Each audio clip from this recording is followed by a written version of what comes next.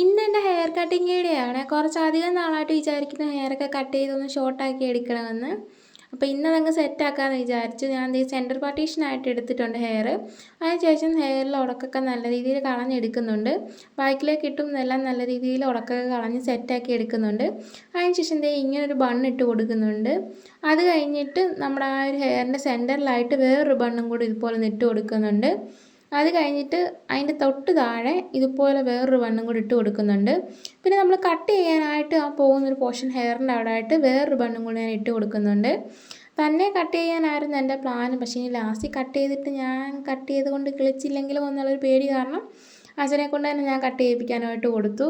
അച്ഛൻ എന്തോ ആരെയോ കൊല്ലാൻ പോകുന്നത് മാതിരിയാണ് എൻ്റെ ഹെയർ കട്ട് ചെയ്യുന്നത്. കാരണം ആൾക്ക് തീരെ മടിയാണ് എൻ്റെ ഹെയർ കട്ട് ചെയ്യാനായിട്ട്.